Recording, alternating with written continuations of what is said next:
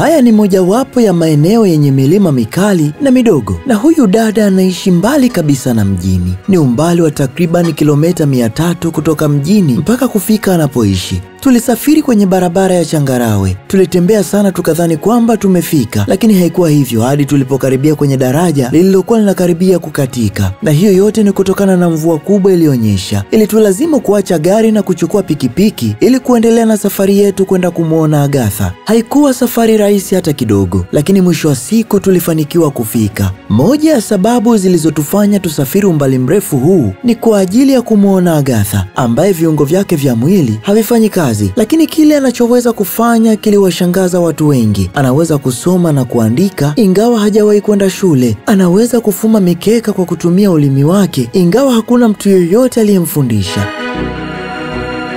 Anasema kila kitu anachokifanya ni kipawa kutoka kwa Yesu. Tafadhali kwa unyenyekevu naomba nimkaribishe rafiki yetu aliyewashangaza wengi.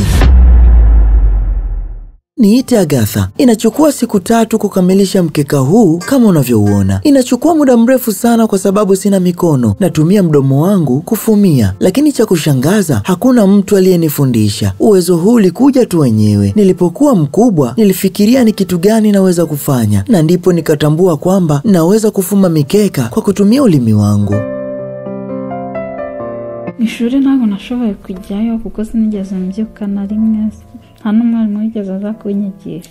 Sijawahi kwenda shule kutokana na hali yangu ya mwili, na hiyo yote ni kutokana na viungo vyangu vya mwili kwa asilimia kubwa havijawahi kufanya kazi tangu nizaliwe. Sijawahi kuamka na kusimama kwa miguu yangu mwenyewe. Kwa sababu hiyo sikuweza kuhudhuria shule. Hata hapa nyumbani sikupata nafasi ya kuwa na mwalimu binafsi wa kunifundisha.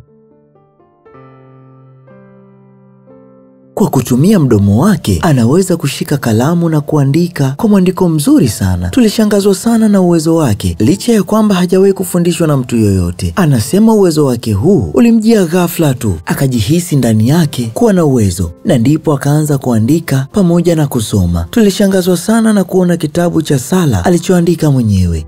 Nabimenye rero. Ubundi ni Yesu wabinyigishije. Kubera ko sinari narigeze kubera ko nta muntu wanyigishije. Uandishi huu ni dhahiri kwamba ulitoka kwa Bwana Yesu, kwa sababu hakuna hata mtu mmoja aliyenifundisha kushika kalamu na kuanza kuandika. Yesu alifanya hivyo kuthibitisha ukuu wa jina hilo na pia kuonyesha kuwa anaweza kutoa kila kitu. Mwaka 2002 nilibaki na kaka yangu mmoja pamoja na mdogo wangu wa kike. Mama yangu alikuwa akiomba kila mara na akawa ametuachia Biblia na sisi. Kitu tulichofanya ni kuisoma Biblia tukitafuta neno moja tu ambalo ni Yesu. Cha kushangaza ni kwamba msichana huyu anasema anaweza kutumia simu ya mkononi. Ilikuwa ni vigumu sana kuelewa. Tulimwambia azungumze na mmoja wa waandishi wetu aliyekuwa mbali na waliongea vizuri kabisa.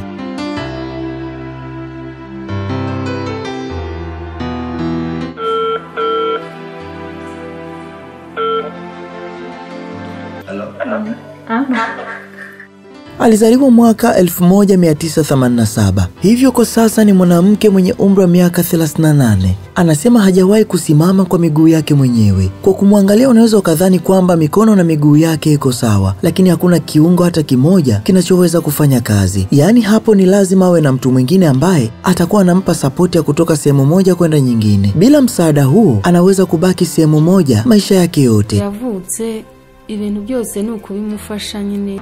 Hii ndiyo hali aliyonayo tangu azaliwe. Hawezi hata kuamka au kukaa. Kila mara huwa amelala chini hivi hivi kama unavyomuona. Mama yake anasema kwamba tunamfanyia kila kitu. Mikono na miguu yake haifanyi kazi. Kazi pekee anayoweza kufanya ni kutumia mdomo wake kufanya shughuli ndogo ndogo.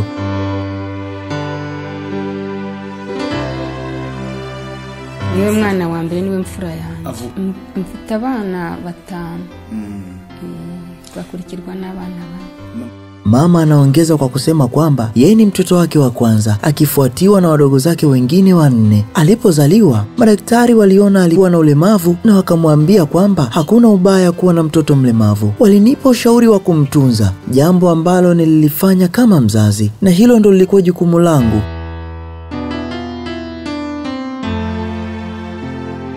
Wakati ule kuwa na mtoto mlemavu ilikuwa ni jambo linaloonekana kama la aibu sana, na lilidharauliwa na jamii, marafiki na hata familia kwa ujumla. Wote walinipinga na kunitenga, lakini ukweli ni kwamba sikuchangia lolote katika kumzaa mtoto wangu kwenye hali kama hii. Ila ulemavu sio kutoweza. Na binti yangu anawathibitishia wale wote waliodhani kwamba hatakuwa mtu muhimu maishani. Walisema atakuwa mzigo. Kipindi kile karibu kila mtu alikuwa akituacha na kututenga. Hakuna mtu ambaye alikuwa akitutembelea. Watu wengi waliogopa, wakidhani kwamba huenda wangeambukizwa kuzaa watoto walemavu, hasa wale wanawake ambao ni marafiki zangu waliokuwa ni wajawazito. Walikuwa na imani za uongo sana. Lakini baada ya Mungu kujidhihirisha kwa mtoto wangu na kumfundisha kusoma na kuandika, wanawake wajawazito walianza kuja na kumuomba awaombee, na kweli walizaa watoto wazima kabisa. Kila siku asubuhi Agatha anapoamka huwa anatambaa kwa tumbo akijaribu kumfikia mama yake au labda kutoka nje. Hii ni kazi ngumu sana kwake kwa sababu mikono na miguu yake haiwezi kumsaidia hata kwenye kutambaa. Hii ina maana kuwa anajisukuma kwa tumbo lake peke yake. Karibu kila siku mama yake ndiye mtu pekee ambaye anambeba, kumsafisha anapokwenda haja na kumuogesha kila siku. Kisha kama kuna kifungua kinywa kumpatia. Mama humweka kwenye chumba kimoja hivi hapo nyumbani kwake, ambako hutumia siku nzima kukaa humo akifanya shughuli zake za kufuma. Na kuna vitu vichache ambavyo vinamfanya aweze kufurahia, kama vile vitabu vya kuandika, sala, simu ya mkononi na mengine mengi.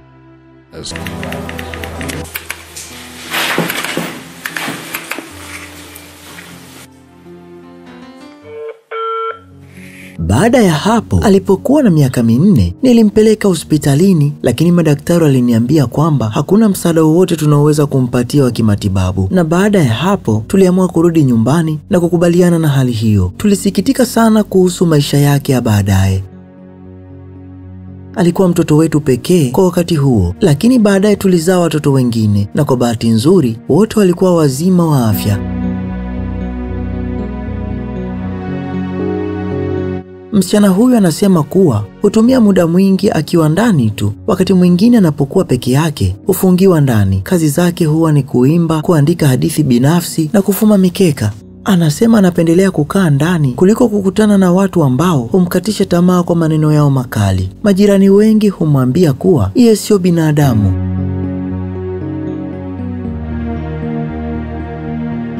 Walimwambia hawezi kufanikisha lolote kwenye maisha yake. Anasema hapendi kuwa hadharani kwa sababu ya maneno ya watu, lakini pia anasema hajali maneno hayo kwa sababu kila anapopumua kuna kitu ndani yake kinamwambia kwamba anaweza. Anasema kwamba siku moja angependa kuwa mhamasishaji wa wengine waliokata tamaa kwa sababu ya jinsi walivyozaliwa.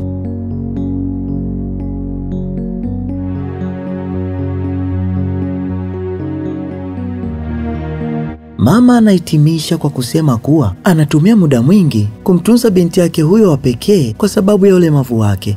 Lakini kule kuzidiwa na chuki, kejeli, dhihaka dhidi ya binti yake kulimpa sababu zaidi ya kumpenda. Anasema, nitafanya kila kitu kwa ajili ya binti yangu, haijalishi ni kitu gani.